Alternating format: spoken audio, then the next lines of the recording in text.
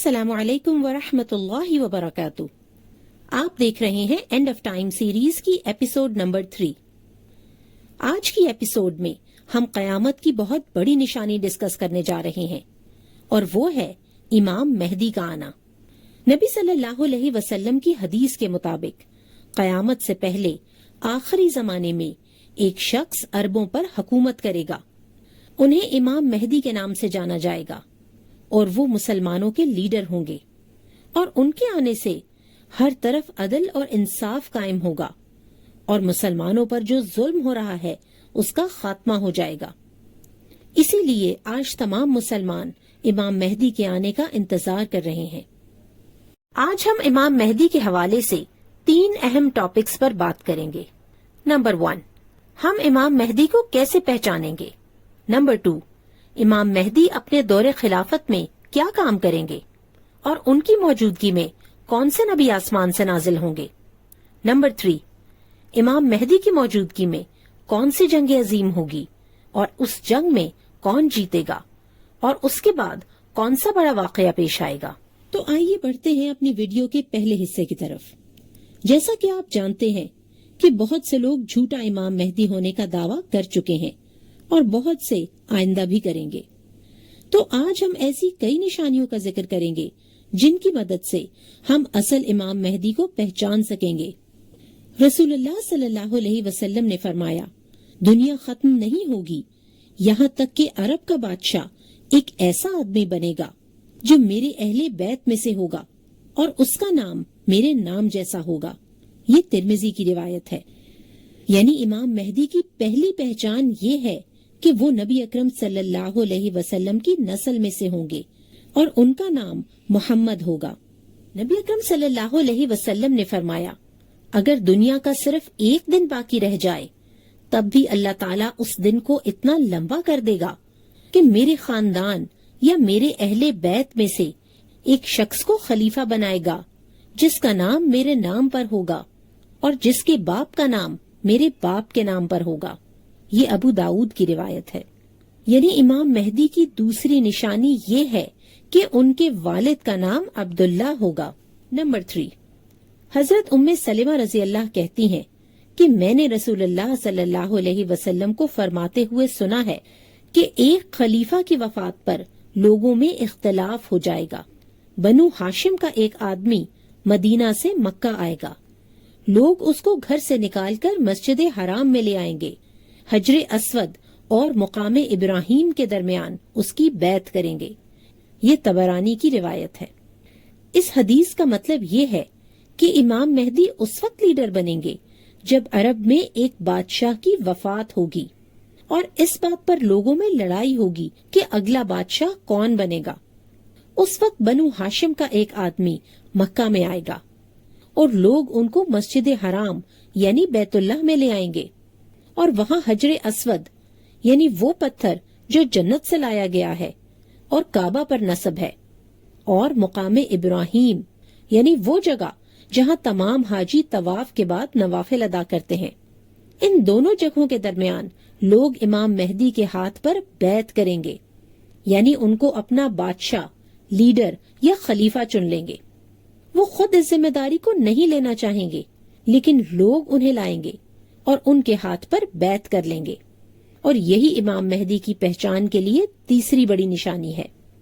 Number 4، اسی حدیث میں آگے نبی صلی اللہ علیہ وسلم فرماتے ہیں کہ شام سے ایک لشکر مکہ مکرمہ پر چڑھائی کے لیے آئے گا. جب وہ بیدا کے مقام پر پہنچے گا تو اسے دھنسا دیا جائے گا. اس کے بعد عراق اور شام سے علماء امام مہدی کے پاس بیعت کے لیے آئیں گے. یہ طبرانی کی روایت ہے. امام مہدی کی پہچان کے لیے یہ سب سے بڑی نشانی ہے کہ جب وہ خلیفہ ہونے کا اعلان کریں گے تو شام سے ایک لشکر مکہ مکرمہ پر حملہ کرنے کے لیے چلے گا، لیکن بیدا کے مقام پر پہنچ کر اللہ کے حکم سے وہ زمین میں دھنس جائے گا اور صرف ایک آدمی بچے گا جو واپس جا کر اس واقعے کی اطلاع دے گا. یہ اس قدر اہم نشانی ہوگی کہ ساری دنیا سے علماء امام مہدی کے ہاتھ پر بیعت کرنے کے لیے پہنچ جائیں گے. حضرت حفصہ رضی اللہ نے نبی اکرم صلی اللہ علیہ وسلم کو فرماتے ہوئے سنا کہ ایک لشکر بیت اللہ شریف پر حملہ کرنے کی نیت سے جب بیدا کے مقام پر پہنچے گا تو اس لشکر کا درمیانی حصہ زمین میں دھسے گا، آگے کا حصہ پچھلے حصے کو مدد کے لیے پکارے گا، لیکن سب کے سب زمین میں دھس جائیں گے سوائے ایک قاصد کے، وہی واپس جا کر لوگوں کو خبر دے گا۔ یہ مسلم کی روایت ہے۔